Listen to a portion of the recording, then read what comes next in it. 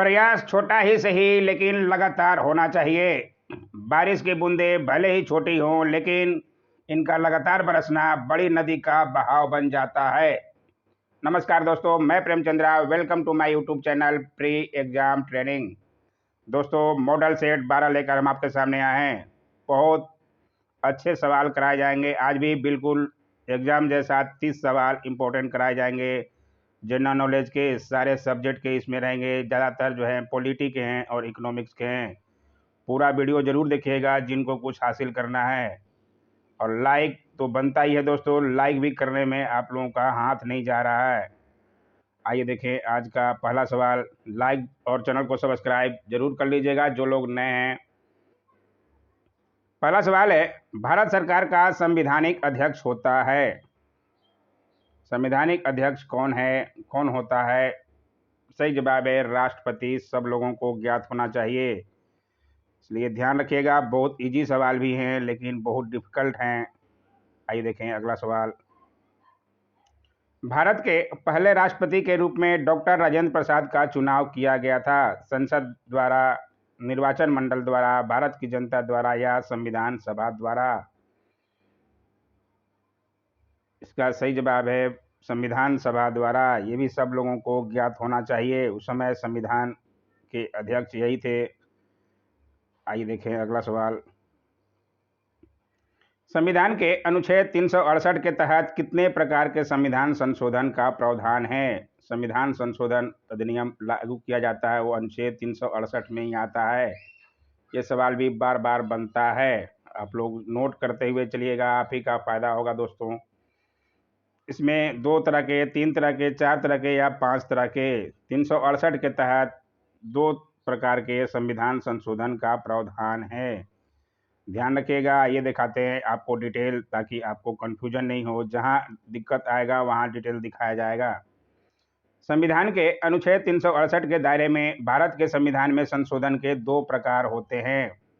केवल संसद का विशेष बहुमत और दूसरा है एक साधारण बहुमत से राज्यों के आधे के अनुसमर्थन के साथ संसद का विशेष बहुमत। ध्यान रखिएगा, जब एक बार राष्ट्रपति अपनी सहमति दे देता है तो कोई भी बिल जो पास होता है लोकसभा राज्यसभा में, वो एक अधिनियम बन जाता है। सब लोगों को ज्ञात होना चाहिए, इसलिए नोट करते हुए चले। बहुत अच्छे सवाल हैं पॉलिटी के। आइए देखिए अगला सवाल। असम, मेघालय, त्रिपुरा और मिजोरम राज्यों के जनजातीय क्षेत्रों के प्रशासन के बारे में प्रावधान किस अनुसूची में है? बहुत बार ये भी सवाल बनता है। इसका सही जवाब है 6ठी अनुसूची में है। आइए दिखाते हैं थोड़ा डिटेल। भारतीय संविधान के भाग 10 में अनुच्छेद 244 के तहत अनुसूचित तथा जनजातीय क्षेत्रों के प्रशासन के विषय में उपबंध किए गए हैं। संविधान की 6ठी अनुसूची में असम, मेघालय, मिजोरम और त्रिपुरा के जनजातीय क्षेत्रों के लिए पृथक व्यवस्था की गई है। इसलिए ध्यान रखिएगा, बार बार सवाल बनता है। आइए देखें अगला सवाल। लाइक तो किया ही कीजिए दोस्तों, लाइक करने में क्या सोच रहे हैं। भारत में राष्ट्रपति राज्यसभा के कितने सदस्यों को मनोनीत कर सकते हैं? बहुत अच्छा सवाल है, ये सब लोगों को ज्ञात भी होगा।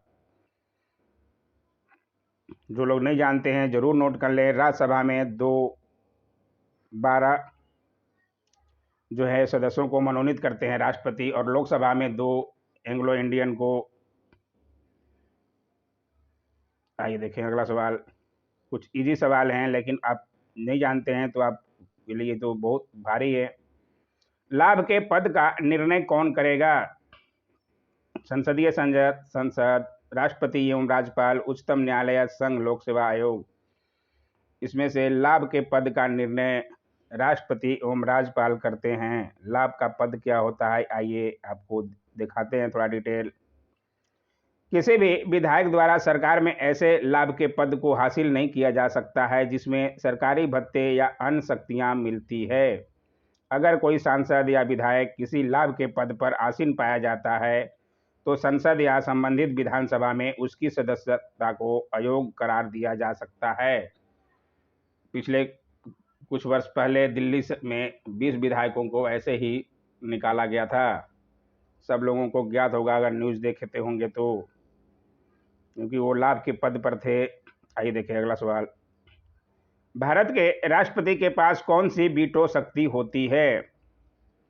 बहुत अच्छा ये भी सवाल है। निलंबित निषेध, पूर्ण निषेध, पॉकेट या ये सभी? इसमें से राष्ट्रपति के पास जो है सभी, इनमें से सभी वीटो शक्तियां हैं। आइए दिखाते हैं थोड़ा डिटेल। राष्ट्रपति के पास मुख्यतः 3 प्रकार की वीटो शक्तियां होती है। आंतरिक वीटो यानी कि पूर्ण निषेध, निलंबनकारी वीटो और पॉकेट वीटो। इसलिए तीनों का नाम आप जरूर नोट कर लीजिएगा, कहीं पूछ दिया तो फिर आपको दिवाली दिखना पड़ेगा, इसलिए नोट करते हुए चलें दोस्तों। भारत के प्रधानमंत्री की नियुक्ति के समय क्या होना चाहिए? इसमें सही जवाब जो है यही है, क्योंकि जरूरी नहीं कि वह संसद के दोनों सदनों में से एक का आवश्यक रूप से सदस्य हो, परंतु उसे 6 माह के अंदर आवश्यक रूप से दोनों में से एक सदन का सदस्य हो जाना चाहिए। इसलिए ध्यान रखिएगा, सदस्य नहीं होते हुए भी प्रधानमंत्री कोई बन सकता है, लेकिन उसे 6 महीने के अंदर लोकसभा या राज्यसभा में से किसी एक का सदस्य हो जाना चाहिए। ये सही जवाब है, बाकी सब में अलग अलग दिया है, आप ऑप्शन देख सकते हैं। आइए देखिए अगला सवाल। भारत के राष्ट्रपति अपना त्याग पत्र किसको संबोधित करके देते हैं? ये भी बहुत इजी सा सवाल है, लेकिन बहुत अच्छा सवाल है। इसमें भी बच्चे बहुत कंफ्यूज हो जाते हैं, लेकिन सही जवाब है उपराष्ट्रपति को। ध्यान रखिएगा, बहुत इजी सवाल है। Like, share, comment and subscribe करते रहिए दोस्तों, बहुत अच्छे सवाल कराए जाते हैं, आप खुद देख सकते हैं। ये तो एग्जाम बाद आपको पता चलेगा कि कितने अच्छे सवाल इसमें थे। लोक लेखा समिति में लोकसभा और राज्यसभा के सदस्यों की संख्या क्रमशः कितनी है? बहुत अच्छा ये भी सवाल है। लोक लेखा समिति में कुल 22 सदस्य होते हैं, जिसमें लोकसभा से 15 और राज्यसभा से 7 सदस्य होते हैं। ध्यान रखिएगा, इसके अनुसार 15 और 7 सही जवाब है। आइए देखिए अगला सवाल। निम्नलिखित में से कौन भारत के राष्ट्रपति के चुनाव में भाग नहीं लेता है? राष्ट्रपति के चुनाव में कौन कौन भाग लेता है और कौन नहीं लेता है? इसमें राज्यसभा, लोकसभा, विधान परिषद और विधानसभा। राष्ट्रपति के चुनाव में राज्यसभा, लोकसभा और विधानसभा के सांसद लेते हैं। इसमें विधान परिषद के सदस्य शामिल नहीं होते हैं। बहुत इजी सा सवाल था, लेकिन जो नहीं जानते हैं उनके लिए तो डिफिकल्ट है। आइए दिखाते हैं थोड़ा डिटेल। भारत के राष्ट्रपति के चुनाव में सभी राज्यों की विधानसभाओं के चुने गए सदस्य और लोकसभा तथा राज्यसभा में चुनकर आए सांसद अपने वोट के माध्यम से करते हैं। प्रेसिडेंट की ओर से संसद में नॉमिनेटेड मेंबर वोट नहीं डाल सकते हैं। राज्यों की विधान परिषदों के सदस्यों को भी वोटिंग का अधिकार नहीं है, क्योंकि वे जनता द्वारा चुने गए सदस्य नहीं होते हैं। ये बात ध्यान रखिएगा, ऐसे सवाल बनते हैं। आइए देखिए अगला सवाल। संसद में शामिल नहीं है। इसमें संसद में कौन सा शामिल है, कौन सा नहीं होता? राज्यसभा, भारतीय राष्ट्रपति, लोकसभा और मुख्य निर्वाचन आयुक्त। संसद जो है 3 लोगों को बोला जाता है, राष्ट्रपति, लोकसभा और राज्यसभा को सांसद बोला जाता है। संसद में मुख्य निर्वाचन आयुक्त शामिल नहीं होता, इसलिए ध्यान रखिएगा।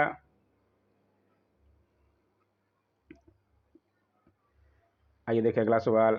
युद्ध की घोषणा या शांति का फैसला करने में कानूनी रूप से सक्षम है। कौन सक्षम होता है, तो भी सब लोगों को ज्ञात होना चाहिए। कुछ सवाल पॉलिटी के इजी भी रहते हैं, कुछ डिफिकल्ट भी रहते हैं। प्रधानमंत्री, राष्ट्रपति, मंत्रिपरिषद, संसद, सर्वोच्च राष्ट्रपति होते हैं ये, इसलिए युद्ध की घोषणा और शांति का फैसला राष्ट्रपति द्वारा ही लिया जाता है। आइए देखिए अगला सवाल। भारत के संविधान का प्रारूप तैयार करने वाली संविधान सभा के सदस्यों को क्या था? कौन नामित किया था संविधान का प्रारूप तैयार करने वाली संविधान सभा के सदस्यों को? इसका सही जवाब है विभिन्न प्रांतों की विधानसभाओं द्वारा चुना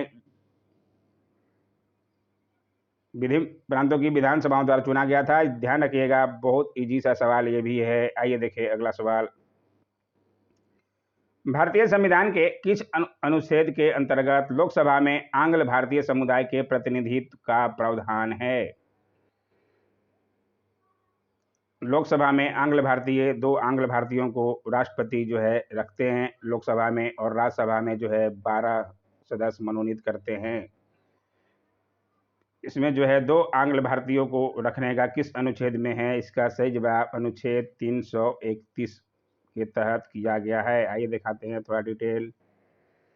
भारत के संविधान के अनुच्छेद 331 के अंतर्गत लोकसभा में एंग्लो इंडियन समुदाय के अधिकतम 2 सदस्यों के नामांकन का प्रावधान भारत के राष्ट्रपति के अधिकार में है। इसलिए ध्यान रखिएगा, अनुच्छेद जो है 331 के अंतर्गत है। भारतीय संविधान भारत के राष्ट्रपति को अधिकार नहीं देता है। कौन सा अधिकार नहीं देता है? प्रधानमंत्री की नियुक्ति का ये तो देता है। राज्यों के मुख्यमंत्रियों की नियुक्ति कहाँ? ये राज्यों के मुख्यमंत्री की नियुक्ति जो है राज्यपाल करते हैं। इसलिए राष्ट्रपति कोई अधिकार नहीं है ये, इसलिए ये जो है ध्यान रखिएगा, सही जवाब इसमें राज्यों के मुख्यमंत्री की नियुक्ति राज्यपाल द्वारा की जाती है, राष्ट्रपति द्वारा नहीं। आइए देखिए अगला सवाल। राष्ट्रपति पद के उम्मीदवार के लिए क्या आवश्यक नहीं है? इसमें से राष्ट्रपति के पद के लिए क्या आवश्यक नहीं है? आयु 35 वर्ष होनी चाहिए, भारत का नागरिक होना चाहिए, लोकसभा का सदस्य निर्वाचित होने की योग्यता रखता हो, सही है, वह स्नातक हो, ऐसा कहीं लिखा नहीं गया है। इसलिए ये जो वह स्नातक हो ऐसा जरूरी नहीं है। इसलिए ध्यान रखिएगा, बहुत इजी सा ये भी सवाल है, लेकिन अच्छे सवाल हैं, सही सवाल एग्जाम में आते हैं। निम्न में से मूल कर्तव्यों की सूची में क्या शामिल नहीं है? इसमें से मूल कर्तव्यों की सूची में कौन सा शामिल नहीं है? बड़े बुजुर्गों का सम्मान और उनकी सेवा करना ऐसा संविधान में लिखित नहीं है मूल कर्तव्यों में, इसलिए ध्यान रखिएगा, ये जो है शामिल नहीं है। संविधान का पालन करना और राष्ट्रध्वज एवं राष्ट्रगान का आदर करना ये सब है। सार्वजनिक संपत्ति को सुरक्षित रखना ये भी है। वैज्ञानिक दृष्टिकोण की भावना का विकास करना ये भी है हमारे मूल कर्तव्यों में। लेकिन बड़े बुजुर्गों का सम्मान और उनकी सेवा करना ऐसा लिखा नहीं गया है, जबकि बड़े बुजुर्गों का सम्मान करना बहुत ज़्यादा ज़रूरी है, उनको करना चाहिए। लोग छोड़ देते हैं बड़े बुजुर्गों को। रडार का आविष्कार किसने किया? रॉबर्ट वाटसन, फ्लेमिंग, बुश गल, ऑस्टिन। इसका सही जवाब है रॉबर्ट वाटसन ने। कब किया था? 1930 ईस्वी में स्कॉटलैंड में। ये भी ध्यान रखिएगा, कहीं ईयर भी पूछ दे तो कंफ्यूजन हो जाए। निम्नलिखित में से कौन सा मूल तत्व है? बहुत बहुत मोस्ट इंपॉर्टेंट सवाल है। ऐसे सवाल तो खासकर बीपीएससी में बनते ही हैं, कंफ्यूज करने वाले सवाल। ये जो है यूपीएससी में बन चुका है। इसका सही जवाब है रेत। यूपीपीसीएस में भी रेत ही आंसर इसका दिया गया है और रेत ही इसका सही जवाब है। आइए दिखाते हैं थोड़ा डिटेल, ऐसे ही क्वेश्चन बीपीएससी में कंफ्यूज कर देते हैं। सिलिकॉन भूप्रपट्टी में ऑक्साइड के विभिन्न रूपों जैसे रेत, क्वार्ट्ज में और सिलिकेटों के रूप में चट्टानों और चिकनी मिट्टी क्ले में पाया जाता है। भूप्रपट्टी पर ऑक्सीजन के बाद सबसे अधिक उपलब्ध मूल तत्व सिलिकॉन है। अतः दिए गए विकल्पों में से रेत SiO2 एक मूल तत्व है। शेष तीनों किसी न किसी तत्व के अपरूप हैं, जैसे हीरा जो है कार्बन का अपरूप है। ये भी ध्यान रखिएगा, कहीं कहीं जो है नेटों पर कहीं हीरा दिया है, कहीं रेत दिया है, लेकिन यूपीपीसीएस में ये सवाल बन चुका है और वहाँ पे जो है ये रेत ही बताया गया है, इसलिए कंफ्यूज नहीं होइएगा आपको। आइए देखिए अगला सवाल। धूप के चश्मे की पावर होती है 5 डायोप्टर, 1 डायोप्टर, 2 डायोप्टर और 0 डायोप्टर। धूप के चश्मे की, इसका सही जवाब है 0 डायोप्टर, क्योंकि धूप के चश्मे में कोई पावर नहीं होता। एक धूप का चश्मा आँखों को सूर्य की हानिकारक किरणों से बचाने के लिए है, वे पढ़ने या लंबी दूरी के लिए देखने के लिए नहीं है, इसलिए उनकी शक्ति शून्य है। इसलिए ध्यान रखिएगा, उनकी शक्ति शून्य है। पढ़ने के चश्मे या पावर के चश्मे आमतौर पर प्लस 0.75 डायोप्टर से प्लस 3 डायोप्टर तक की पावर के होते हैं। पावर वाले चश्मे का डायोप्टर जरूर नोट कर लीजिएगा। और जो धूप के चश्मे हैं उनका कोई शक्ति नहीं होता है, शक्ति शून्य होती है, क्योंकि वो सिर्फ आंखों को बचाने के लिए है। आइए देखिए अगला सवाल। एक द्वीप पर निर्मित भारत का बड़ा नगर कौन सा है? पणजी है, रामेश्वरम है, पोर्ट ब्लेयर है, मुंबई है। सही जवाब है मुंबई है एक द्वीप पर निर्मित भारत का बड़ा नगर। सालकेट द्वीप महाराष्ट्र के पश्चिम तट पर स्थित है। मुंबई और ठाणे शहर इसी द्वीप पर स्थित हैं। इसका क्षेत्रफल लगभग 620 किलोमीटर है। ये ध्यान रखिएगा और चैनल को सब्सक्राइब जो लोग नहीं किए हैं वो कर लीजिएगा। निम्नलिखित में से कौन सी नदी मकर रेखा को 2 बार काटती है? बहुत अच्छे 300 सवाल हैं, जो पूरा देखेगा वो तो कुछ ना कुछ हासिल कर ही लेगा। 2-4 सवाल देखकर चले गए होंगे जो वो तो सोते ही रहे हैं।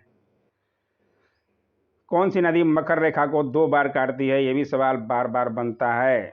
लिम्पोपो नदी जो है मकर रेखा को 2 बार काटती है। लिम्पोपो नदी को घड़ियाल नदी कहकर भी संबोधित किया जाता है। अफ्रीका की यह नदी मकर रेखा को 2 बार गुजरती है, इसलिए ध्यान रखिएगा। लिम्पोपो नदी बार बार सवाल बनेगा। आइए देखिए अगला सवाल। भारत में सर्वाधिक वर्षा मुख्यतः प्राप्त होती है, कब प्राप्त होती है भारत में सर्वाधिक वर्षा? इसका सही जवाब बहुत इजी सा बार बार कराया गया है। दक्षिण पश्चिम मानसून से सर्वाधिक वर्षा प्राप्त होती है, इसलिए ध्यान रखिएगा। बहुत अच्छा और इजी सवाल है। सर्वाधिक जैव विविधता पाई जाती है, कहाँ पर पाई जाती है? टुंडा में, शंकुधारी वनों में, उष्णकटिबंधीय वर्षा वन में या शीतोष्ण वनों में? सर्वाधिक जैव विविधता जो है उष्णकटिबंधीय वर्षा वन में पाई जाती है। आइए थोड़ा डिटेल दिखा देते हैं उसके बारे में भी। उष्णकटिबंधीय वर्षा वनों वाले क्षेत्रों में सर्वाधिक जैव विविधता पाई जाती है। संसार की 50% प्रजातियां इन क्षेत्रों में निवास करती है।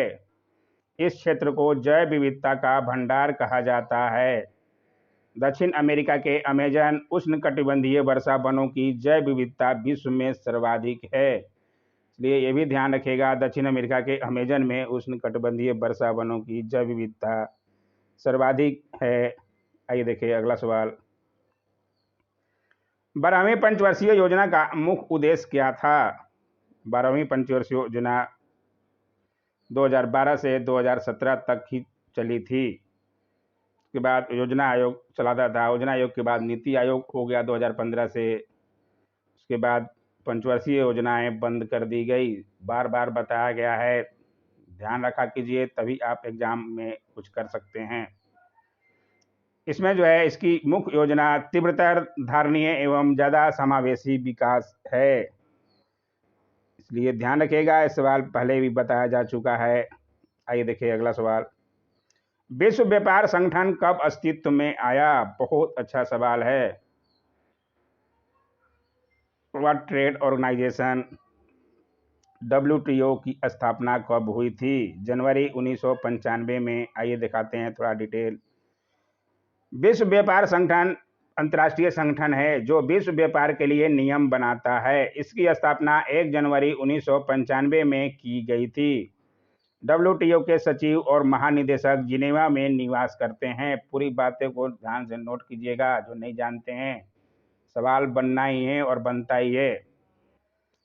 इसका मुख्यालय जिनेवा स्विट्जरलैंड में है। वर्तमान में नाइजीरिया की एंगोजी आर्कोजो इवेला को विश्व व्यापार संगठन का महानिदेशक नियुक्त किया गया है। जरूर नोट कर लें, एग्जाम में आएगा, फिर मत कहिएगा कि आपने कुछ बताया ही नहीं था। चैनल को तो सब्सक्राइब कीजिएगा नहीं, लाइक कीजिएगा नहीं, लेकिन लिख लीजिए, आपका फायदा हो जाएगा। आइए देखिए अगला सवाल। भारत में राष्ट्रीय आय समकों का आकलन किसके द्वारा किया जाता है? नीति आयोग द्वारा, वित्त आयोग द्वारा, भारतीय रिजर्व बैंक द्वारा, केंद्रीय सांख्यिकी संगठन द्वारा? बहुत बार सवाल, ये बार बार बीपीएससी में ऐसे सवाल बनता ही है, इसलिए आप नोट करते हुए चलें। केंद्रीय सांख्यिकी संगठन CSO द्वारा राष्ट्रीय आय समकों का आकलन किया जाता है। केंद्रीय सांख्यिकी संगठन सीएसओ का गठन 2 मई 1951 को किया गया था, जो भारत की राष्ट्रीय आय की गणना करता है। ये जरूर नोट कर लें, बार बार सवाल बनता ही है। आइए देखें अगला सवाल। किसी अर्थव्यवस्था में ब्याज की दर को घटाने पर अर्थव्यवस्था पर इसका क्या प्रभाव होगा? बहुत अच्छा ये भी सवाल है। अर्थव्यवस्था में ब्याज की दर को घटाने पर क्या होगा? अर्थव्यवस्था में निवेश और व्यय बढ़ेगा, इसलिए ध्यान रखिएगा। बहुत अच्छा ये भी सवाल है। आइए देखिए आज का आखिरी सवाल। ये भी सवाल बहुत मोस्ट इम्पोर्टेंट है और सवाल यहाँ से भी बनता है। वर्ल्ड इकोनॉमिक आउटलुक नामक प्रकाशन प्रकाशित करता है, कौन प्रकाशित करता है? वर्ल्ड इकोनॉमिक आउटलुक अभी प्रकाशन अप्रैल में ही आया है। इसका किसके द्वारा? का सही जवाब है अंतर्राष्ट्रीय मुद्रा कोष द्वारा होता है। आइए डिटेल दिखाते हैं हम आपको। अप्रैल 2021 में अंतर्राष्ट्रीय मुद्रा कोष इंटरनेशनल मॉनेटरी फंड IMF द्वारा वर्ल्ड इकोनॉमिक आउटलुक 2021 रिपोर्ट जारी की गई है। जारी किसके द्वारा की जाती है? तो अंतर्राष्ट्रीय मुद्रा कोष द्वारा। ये भी ध्यान रखिएगा, यही सवाल भी है। जिसके अनुसार भारत की वृद्धि दर वित्त वर्ष 2021 में 12.5% रहने का अनुमान है। ये जरूर नोट कर लीजिएगा, क्योंकि इससे पहले जनवरी 2021 में इसे 11.5% अनुमानित किया गया था और वर्ष 2022 में 6.9% की दर से बढ़ने की उम्मीद है। वर्तमान में बुल्गारिया की अर्थशास्त्री क्रिस्टालिना जॉर्जीवा अंतर्राष्ट्रीय मुद्रा कोष IMF की प्रमुख हैं। सवाल कितनी बार बना है, इसलिए जरूर नोट कर लें अर्थशास्त्री क्रिस्टालिना जॉर्जीवा का नाम, जो अंतर्राष्ट्रीय मुद्रा कोष IMF की प्रमुख हैं।